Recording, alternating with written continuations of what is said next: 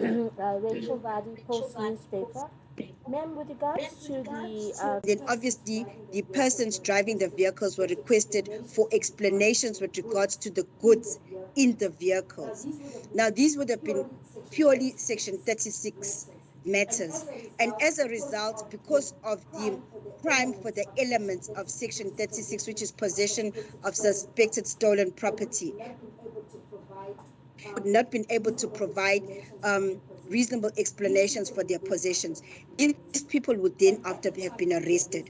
And at the time of the arrest, you arrest a person with the vehicle. And that is how the vehicles were then taken and secured.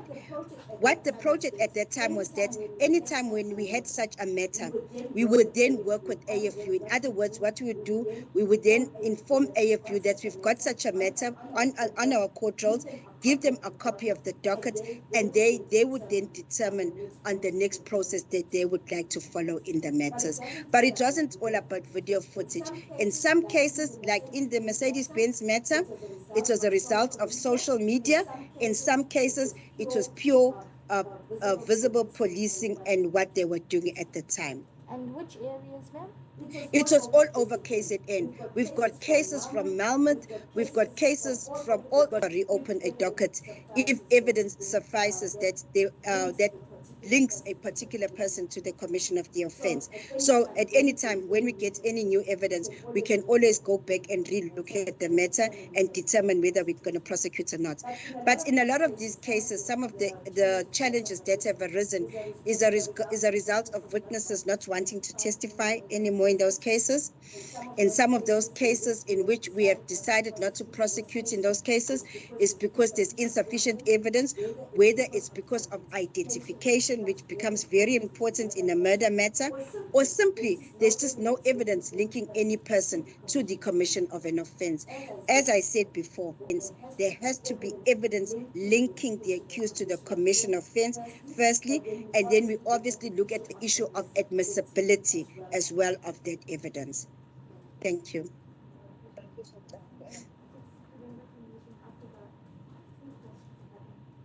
Just to, if it's possible to ask one by one, then I'll answer, unless they are all interrelated. Okay.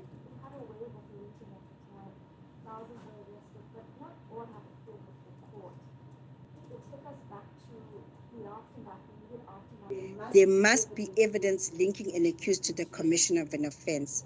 And with every offense, there are elements of an offense that if you're going to enroll the matter, you must be able to prove in court. One of the biggest challenges was dealing with the actual elements of the elements for a Section 36 charge. And as a result thereof, not all the matters were enrolled. But I can assure you there were many matters that were enrolled, especially in the lower courts. But for the focus and the impact, we had to look at the bigger matters from my office. But the chief prosecutors are monitoring the progress of those matters in the lower courts. And I also need for colleagues to understand, prosecution, we're not at the forefront of stopping a crime from occurring. Rather, we're at the forefront to prosecuting those matters. So, politically, we know about this whole step aside rule, and of course, then it ultimately impacts when those politicians go into government. So my question just goes back to why would be a charges okay. In most of our commercial crime matters, we do not arrest. It's rather we investigate first and then we enroll a matter. But sometimes there are certain factors that lead us to ultimately placing the matter on the. But there is nothing we can do. If we want to fight corruption, it means we are going to have to use our budgets to fight corruption, because we want to do the best and we want to ensure that we have the best people on board and they secure all the evidence that is required. So yes, the budget will be impacted, but we also then need to matters, and it is corruption. I think every member of this community will agree that this is a problem for this province, I guess in South Africa as a whole. There is no way I can look at any other priority of focus area but these top three. And that is why today I focused the works of the NPA with regards to these areas: murder, GBV, and corruption. With regards to DNA,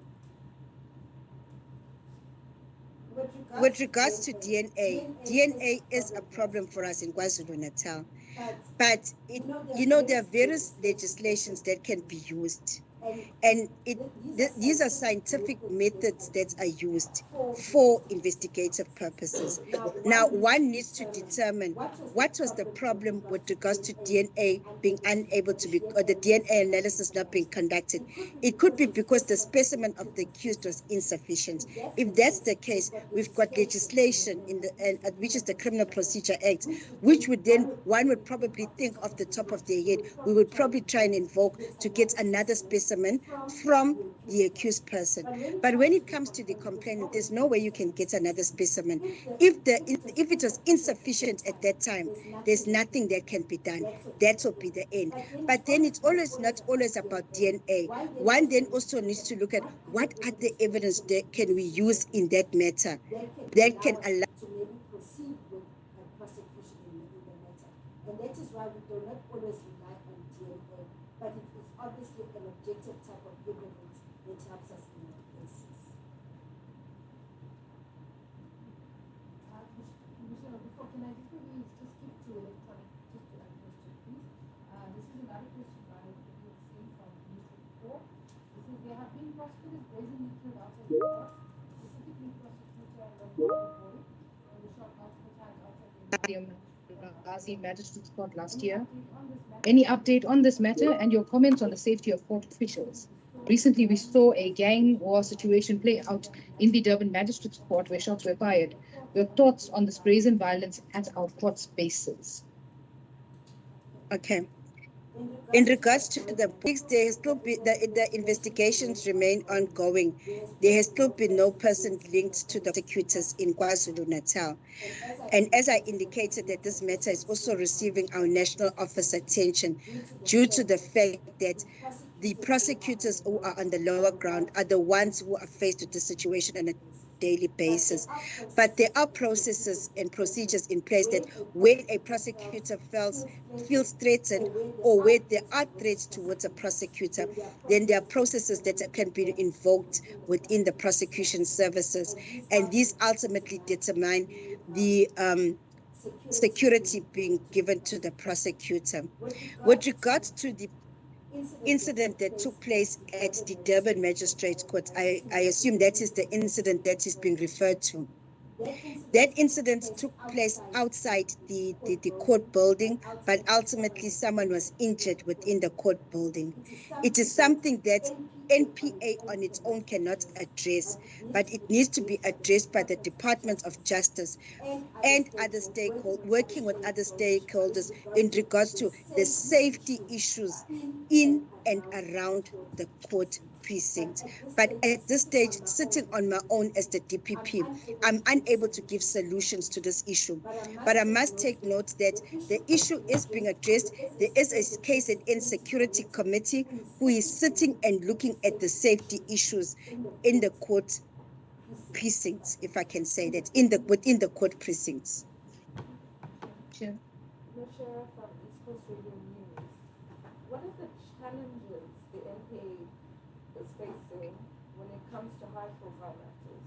Matters like former ETP Mayor Adv Elaine Zungu, matters like former President Jacob Zuma.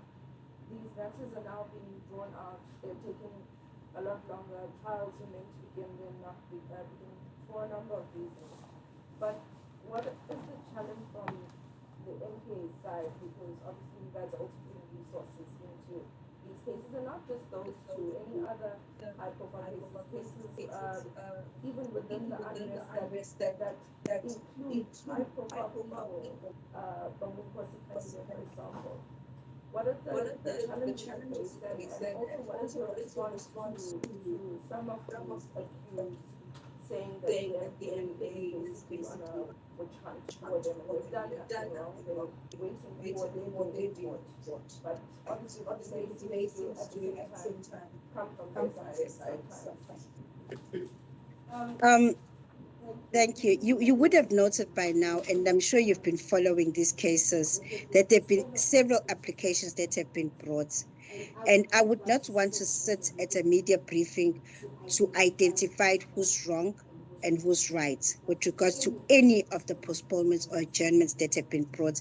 Because in every application, whether it be brought by the state or whether it be brought by the defense, there is always a hearing in court to determine these issues. But at this stage, we are ready to proceed in both matters. I'm sure everyone is aware of all the applications that are presently proceeding in both of these court matters. And unfortunately, I'm not going to deal with those applications in this media briefing today. The matters are sub judice.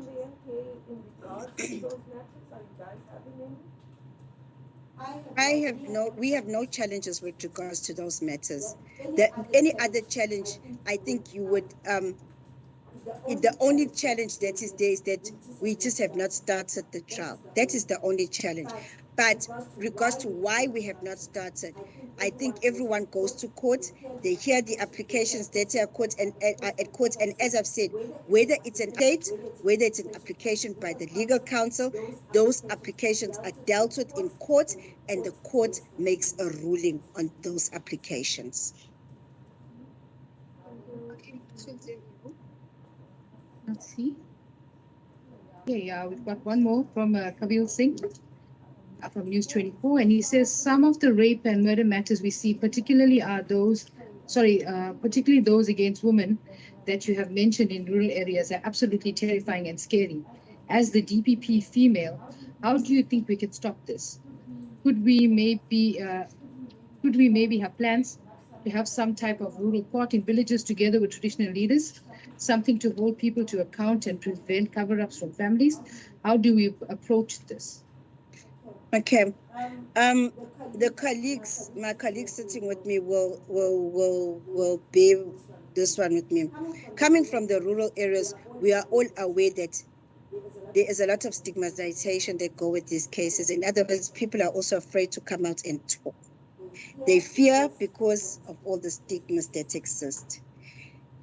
There are courts in the rural areas that deal with these matters. We've got regional courts and we've got district courts. I just think there needs to be more public awareness sessions to the members of the community that they need to come forward and deal with and come forward and report the matters.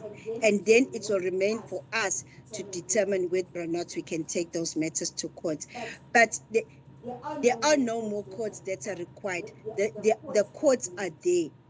It's a matter of going and reporting these matters, and more awareness sessions need to take place. And that is why we are engaging with the traditional leadership of KwaZulu Natal to say, here we are. We want to talk to the communities. We want to engage them about the what is going on, so that they can come forward, and they must not feel as if they are oppressed or that no one is looking after them.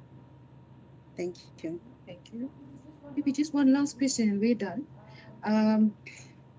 What is the impact of those 80 odd posts that are vacant? Resource-wise, what more could government give the NPA to help enforce your work?